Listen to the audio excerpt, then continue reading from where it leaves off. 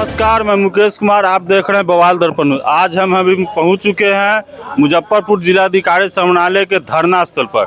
आज फिर जो सहारा के लगातार यहां धरना दिया जा रहा है, आज फिर से एक धरना का आयोजन किया गया है। आज बात करते हैं कि किस बात के लेके यहाँ जो धरना दिया जा रहा है, बार बार धरना दिया जा रहा है, लेकिन कहीं कोई सुनने वाला नहीं है। जी, आज जो आप लोग पोर्टल के लेके यहाँ धरना दिए हैं, इससे पहले भी कई एक बार धरना दिए हैं, क्या लग रहा है? मतलब ये आप लोग सिर्फ धरना ही देते रहेंगे, सरकार आपकी बात नहीं सुनेगी, कैसे होगा सहारा का भुगतान? देखिए, विगत कई वर्षों से शायद ही कोई महीना होगा जिसमें 9 सहारा के कार्यकर्ता हों, जमाकर्ता हों, जिलाधिकारी के समक्ष, विधानसभा, लोकसभा, तमाम जगह पर धरना प्रदर्शन कर रहे हैं। लेकिन किसी भी पदाधिकारी के पास अगर जाते हैं तो जो रटी रटाई हुई बात सहकारिता मंत्रालय से दिया गया है, वही बात को रटते हैं कि आप सीआरसी के पास जाइए, तमाम जगह। लेकिन सीआरसी में के माध्यम से जो ऑनलाइन हुआ उसमें 1% का पॉइंटवा भाग भी नहीं भुगतान हो रहा है। अब जनता जो है बिहार का यही सोच लिया है कि आगामी विधानसभा का चुनाव जो 2025 में है, सत्ता पक्ष का जो एनडीए की सरकार जो चला रही है, वो राज्य और केंद्र में दोनों डबल इंजन की सरकार का कोई भी प्रत्याशी चाहे किसी भी क्षेत्र में विधानसभा में अगर आते हैं तो उनको जनता जूता, चप्पल और झाड़ू से मारने का काम करेगा और उनको खदेड़ेगा, चाहे किसी भी कीमत पर। जिस तरह से झारखंड के जमाकर्ताओं ने किया, उसको बेदखल किया, और वही पूरी तरीके से बिहार में भी यही काम करना होगा, तभी वो जाकर के कुछ जमाकर्ताओं का कुछ भुगतान का कोई रास्ता निकलेगा, अन्यथा नहीं निकलेगा। क्योंकि डबल इंजन की सरकार जब तक रहेगी एनडीए का, तब तक किसी का भी कोई भुगतान मिलने वाला नहीं है। क्योंकि उसमें जबरदस्त गिद्ध जटायु बैठे हुए अमित शाह जी, कृषि मंत्रालय में जो है सहकारिता मंत्री, उससे बड़ा डकैत मैं समझता हूँ कि हिंदुस्तान में कोई नहीं है, लुटेरा नहीं है। और वो भी जनता के, गरीब जनताओं के का पैसा वो लूट रहे हैं, किसी उद्योगपतियों का नहीं।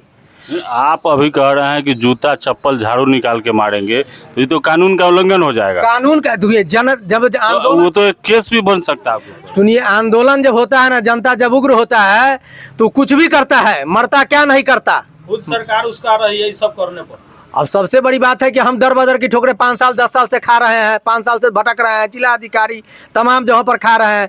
अब हमारा पैसा उसमें जमा था, हम बेटी की शादी करने के लिए रखे थे, बच्चों के पढ़ाई के लिए रखे थे। अब 26 साल 27 साल 28 साल की लड़की हो गई है, अब मान लिया जाए उस समय शादी ना करे, पैसा अगर ये कंपनी नहीं देती है तो हम वैसे जो कानून को तो हाथ में लेंगे ही, तो कानून को हाथ में लेकर के जो आएंगे एनडीए के प्रत्याशी उसको मारेंगे।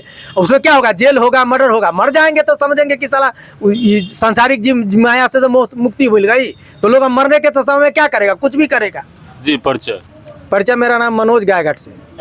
चलिए, मनोज जी को आपने सुना कि अभी आने वाले समय में जो इलेक्शन है, उस इलेक्शन में जो भी प्रत्याशी जीत के जो गए हैं वो फिर से वोट मांगने आएंगे, तो उनको जूते, चप्पल, झाड़ू की माला पहनाई जाएगी। सहारा भुगतान के नाम पर वो लोग कुछ नहीं किए, इसलिए उन लोग को जो है से वोट भी देने का काम नहीं करेंगे और जूते चप्पल की माला पहनाई जाएगी। चलिए, घर घर जा करके उसके बारे में प्रचार कर, प्रत्येक जमाकर्ता को कहेंगे जो जीते हुए प्रत्याशी हैं अगर वो आते हैं उनको जूता चप्पल से मार के भगाइए, क्योंकि वो आपका काम नहीं किया। उनको दोबारा वोट देंगे तो आपका भुगतान नहीं मिलेगा। खून पसीने कमाए ये खा जाएगा। ठीक है, चलिए, क्या कहना है? इतने दिनों से आप लोग यहाँ भुगतान को लेकर जो है सो लड़ाइयाँ लड़ रही है, पटना, दिल्ली सब जगह जा रहे हैं, कैसे होगा? वही उसी बात को लेकर के आज हम लोग मुजफ्फरपुर समाहरणालय में कलेक्टर महोदय के समक्ष जो है कि 1 दिवसीय धरना का आयोजन किया गया था, सहारा भुगतान मोर्चा के बैनर तले। तो हम लोग गए हैं, 5 आदमी से टीम बना करके उनको ज्ञापन दिए हैं।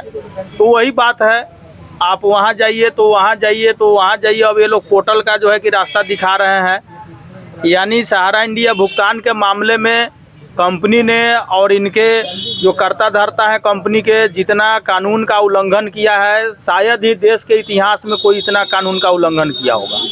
यानी ये लोग इनके गोद में बैठे हुए हैं, जहाँ जिला कलेक्टर, राज्य सरकार, केंद्र सरकार, ये सहारा प्रबंधन के कारगुजारियों और इतने बड़े कारनामों के अंदर में जो है कि ये लोग विवश नज़र आ रहे हैं। ये लोग पूरा का पूरा धाराशायी हो चुके हैं। देश में सहारा इंडिया के भुगतान के लिए कोई प्रकार का कोई कार्यवाही नहीं हो रहा है। सारा का सारा केस मुकदमा ठंडे बस्ते में, आवेदन ठंडे बस्ते में, कोर्ट में भी जो है कि लोगों को तारीख पर तारीख दिया जा रहा है। और ये लोग कह रहे हैं कि रिट लगाइए हाई कोर्ट में तो सुप्रीम कोर्ट में, तो वहाँ भी लगाया जा रहा है, तो वहाँ भी तारीख पर तारीख, और कहीं ना कहीं जो है कि रद्दी के टोकरी में जो है कि सारे चीज़ को रख दे। तो इस बात को लेकर के लोगों में भारी आक्रोश है, भारी गुस्सा है।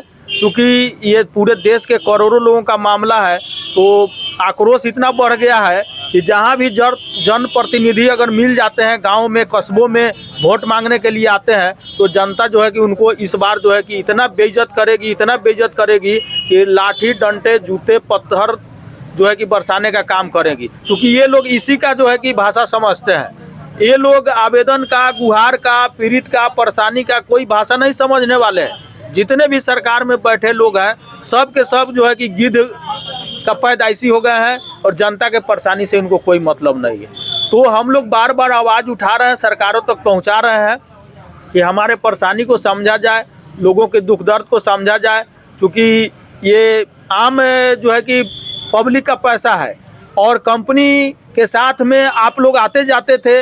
इसमें सारे खेल दुनिया के लोग, राजनीतिक दुनिया के लोग और फिल्मी दुनिया के लोग, ये सारे लोग आते थे और बड़े बड़े चेहरे को देख करके लोगों ने इसमें काम करना शुरू किया और जमा किया। तो उस दिन ये लोग बता रहे थे कि ऐसी कंपनी नहीं मिलेगी, लेकिन जब भुगतान की बारी आई है तो पूरे फिल्मी दुनिया का हीरो हीरोइन जो था, जो इसमें आकर के ठुमका लगाता था और जो है कि इंद्रासन झड़ता था, वो सारा का सारा साइड हो गया। भुगतान के बारे में एक शब्द नहीं बोल रहा है। जितने नेता है जिनका जमीर जिंदा है, जो बोल रहे हैं, हम कैसे नहीं बोलेंगे, जो नेता बोल रहे हैं उनको बहुत बहुत धन्यवाद।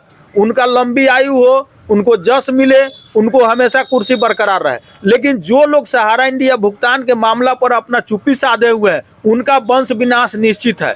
चूँकि उनके भी इर्द गिर्द का गांव समाज का लोगों का पैसा फंसा हुआ है। ये वादा तो करते हैं लेकिन वादा पर खरा नहीं उतरते हैं। खेल दुनिया के लोग भी इसमें आते थे और 1 किलो सोना, 5 किलो सोना, एमबी वैली में मकान मिला, यहाँ मकान मिला, ये हुआ, ये खेल हुआ, कबड्डी, फुटबॉल, हॉकी, सारा का ये प्रायोजक रहा है। लेकिन भुगतान के मामला पर ये सारे खिलाड़ी चुप्पी साध लिए हैं। चूँकि मोटा मोटा माल मिला है इन लोगों को, पैसा लेकर साइड हो गए। ये तो बुझ रहे हैं कि बोलेंगे तो सब के सब फंसेंगे, तो फंसेंगे ज़रूर। आने वाले दिन में राजनीतिक दुनिया के लोग, फिल्मी दुनिया के लोग और खेल दुनिया के लोग, ये सारे लोग फंसेंगे। चूँकि सुब्रत राय की कंपनी जो सहारा है और प्रॉपर सुब्रत राय, ये उन लोगों में मोटा मोटा पैसा खिलाने का काम किए हैं। तो वो तो चले गए, चूँकि जाना तो सबको है। तो ये देखिए उनका कारनामा कि कैसा ये साम्राज्य खड़ा किए कि जब मरे तो अंतिम दिनों में उनका बेटा भी उनको मुखाग्नि देने नहीं आया। बेटा के हाथ से मुखाग्नि भी नसीब नहीं हुआ। वो कैसा बदनसीब उसका पुत्र और कैसा बदनसीब बाप, और करोड़ों लोगों को परेशानी में जो है कि डाल करके दुनिया से चला गया। जीते जी मामला नहीं सोल्व किया तो कम से कम मरने के बाद भी पराचित काटने के लिए उनके जो इर्द गिर्द बैठने वाले लोग, प्रबंधन के लोग, या उनका पुत्र या उनकी पत्नी, उनका पुतो, कम से कम उनकी आत्मा की तो ये होना चाहिए कि हाँ गरीबों का पैसा है, ये भुगतान होना चाहिए। तो सब के सब जो है कि इस मामले में निर्दयी निकले हैं। तो ऐसा नहीं चलने वाला है। इसी बात को लेकर के हम लोग जिलाधिकारी के माध्यम से केंद्र सरकार को सूचित करने आए हैं कि आने वाले दिन में केंद्र के लिए ये जनता बहुत खतरा जो है कि खड़ा करने जा रहा है। इतना मैं पूर्वी चंपारण से सोनेलाल शाह।